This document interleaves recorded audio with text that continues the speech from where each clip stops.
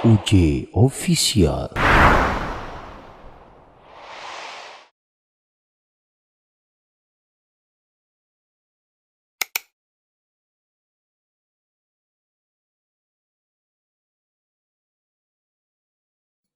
Bismillahirrahmanirrahim. Assalamualaikum warahmatullahi wabarakatuh. Alhamdulillah alladzi bi ni'matihi tatimmus shalihat. Asyhadu an la ilaha illallah wa asyhadu anna Muhammadan abduhu wa rasuluh la nabiyya ba'dah.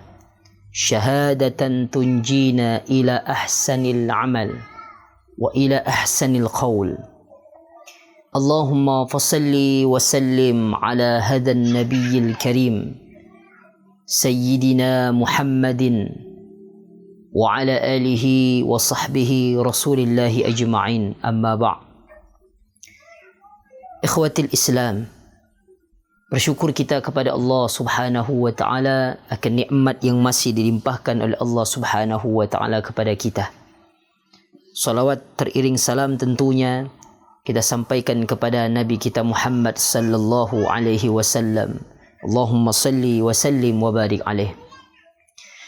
Ikhwatul iman, di dalam sebuah buku yang berjudul Indahnya Kematian, di dalamnya penuh dengan untaian hikmah para ulama, ada satu judul yang menarik di dalamnya. Dikatakan ada 3 jenis dosa, induk daripada seluruh dosa.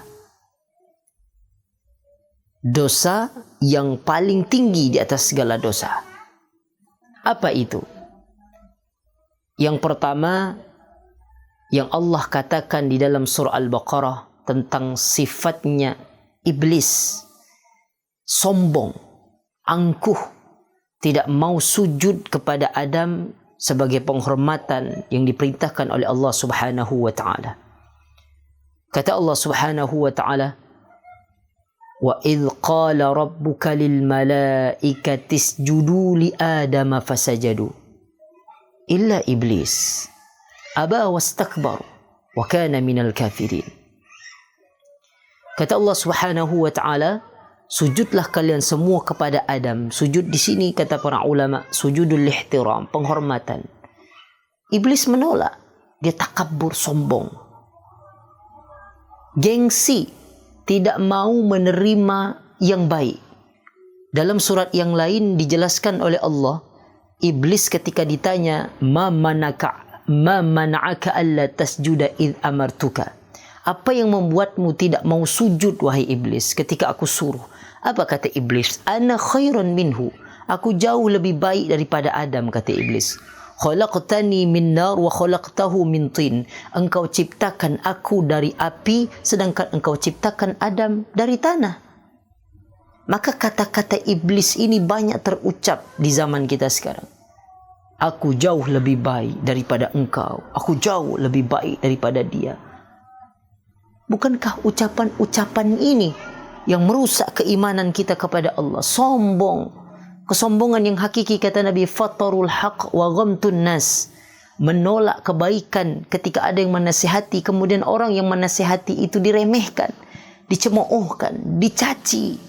Nauzubillah. Berapa banyak sekarang ini orang yang enggan menerima nasihat baik, sudah tidak mau menerima nasihat baik, kemudian orang yang menasihati itu dia kunjingkan di belakang. Nauzubillah.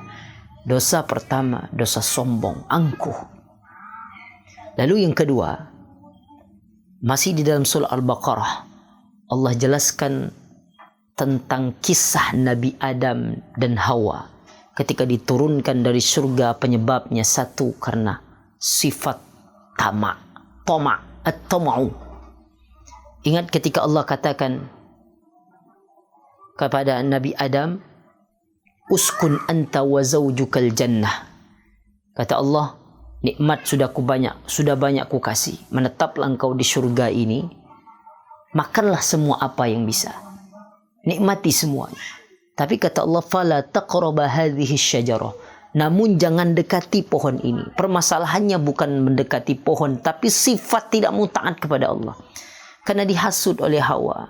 rasa tamak, ingin mencoba semuanya. Satu nikmat belum cukup, mencoba yang lain lagi. Akhirnya apa? Dihukum oleh Allah. Ini dunia ini darul iqab, tempat hukuman bagi kita. Ketika itu Imam Hasan Al-Bisri, seorang penyair ternama di masa dinasti Umayyah, mengirim surat kepada khalifah paling zuhud saat itu, Umar bin Abdul Aziz. Kata Imam Hasan Al-Bisri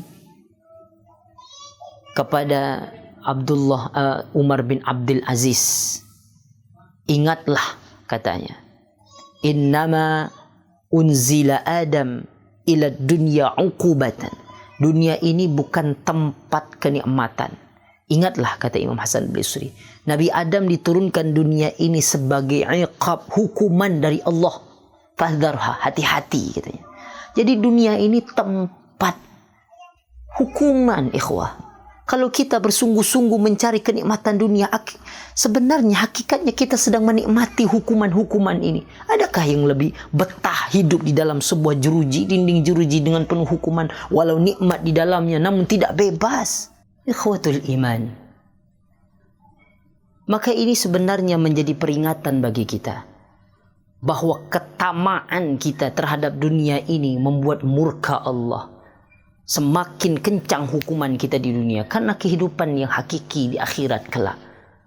Berapa banyak saat ini orang yang dengan sifat tamaknya serba ingin dikasih, bahkan dalam sebuah hadis qudsi dikatakan oleh Allah Subhanahu wa taala, innama unzila ad-dunya liiqamati shalah wa ita'iz zakah. Sesungguhnya innama unzila al-amwal, kata Allah, harta itu diturunkan ke muka bumi ini untuk fasilitas kita untuk rajin solat supaya banyak berzakat. Tapi kebalikannya, orang semakin banyak harta, semakin lupa solat, semakin dia enggan untuk berzakat. Na'udzubillah. Maka kata Allah lagi, walau anna libni adam wadin, kalaulah seandainya anak cucu Adam itu dikasih satu ladang di bumi dan di langit, kata Allah Subhanahu wa taala, li ahabba ayyakuna thanin, pasti dia mau minta lagi dua. Walau annama lahu wadiyani, kalau dia punya dua ladang di langit, di bumi dan di langit, li ahabba ayyakuna ilaihi mathalithan, pasti dia mau minta lagi. Sudah dapat yang dua, tadi minta lagi tiga. Tidak ada sepuas-puasnya manusia itu. Illa mala'a jaufa ibni Adam at-turab, kata Allah, sampai mulut anak cucu Adam itu dipenuhi oleh tanah, barulah dia puas. Itu pun kalau dimaafkan, barulah dia, kalau dia bertaubat, baru dimaafkan oleh Allah. Luar biasa. Tidak ada rasa puasnya kalau kita ikuti keinginan-keinginan di dunia ini. Maka dosa di atas dosa yang kedua adalah sifat tamak. Lalu sifat yang ketiga, Allah kisahkan dalam Al-Quran kisah anaknya Nabi Adam, Kabil dan Habil. Apa itu? Sifat hasad, iri hati. Tengok ketika Allah kisahkan dalam Al-Quran, watlu alaihim naba'a bnai Adam bilhaq idh qarraba qurbanan fataqabbala ahaduhuma wa lam yataqabbal minal akhar. Kata Allah Subhanahu wa taala, wahai Muhammad, kisahkan kepada mereka, kepada umatmu, kisah sebenarnya tentang keturunan Adam. Ketika mereka berdua, Kabil dan Habil, yang dimaksud di sini mempersembahkan kurban, satu diterima, satu tidak. Habil diterima, Kabil tidak. Kabil iri. Sampai di situ diterangkan bahwa si Kabil ingin mengangkat tanganmu membunuh si Habil. Wala in basatta yadaka ilayya litaqtulani ma ana bibasiti yadiya ilayka liaqtulak. Kata Habil, andai engkau bunuh aku Kabil, aku tidak akan mau mengangkat tangan balas dendam. Lihat si Habil. Artinya apa? Rasa hasad iri inilah yang menyebabkan ini terjadinya pembunuhan pertama di sejarah kehidupan manusia. Ini tiga sifat ini. Sifat dosa paling utama ini sangkut paut. Orang yang sombong, dia gengsi. Ujung-ujungnya dia akan tamak. Pengen mobil, pengen rumah, pengen segalanya. Kalau sudah tamak, muncul rasa hasad di hatinya. Nengok tetangga, rumput tetangga lebih hijau, rumah tetangga lebih besar. Hasan iri, sakit dadanya. Ketika dicek di dokter, tidak ada penyakitnya. Tapi dia selalu sesak ketika lihat tetangga beli mobil baru. Dia selalu pusing, naik darahnya ketika nengok tetangga membesarkan rumahnya. Tetangganya berangkat umroh, tetangganya haji. Sesak napasnya. Kenapa? Ada penyakit di hati. Penyakit hasad. Ikhwatul iman. Maka hati-hati dengan 3 sifat ini. Ketika 3 sifat ini sudah mana, jangankan 3, salah satu saja merasuk di dalam hati kita. Na'udzubillah. Buta mata. Yang paling takut buta hati. Khatamallahu ala qulubihim. Kalau sudah tertutup pintu hati kita, dicap oleh Allah Subhanahu wa taala, maka akan jauh dari rahmat Allah. Nasihat-nasihat yang baik akan enggan masuk ke telinga dan hati kita. Na'udzubillah. Maka ikhwatul iman, mari selalu kita mawas diri terhadap salah satu daripada 3 dosa ini. Selalu kita beristighfar kepada Allah agar Allah lindungi dan ridhai amal ibadah kita. Hadani wa iyyakum jami'an. Assalamualaikum warahmatullahi wabarakatuh.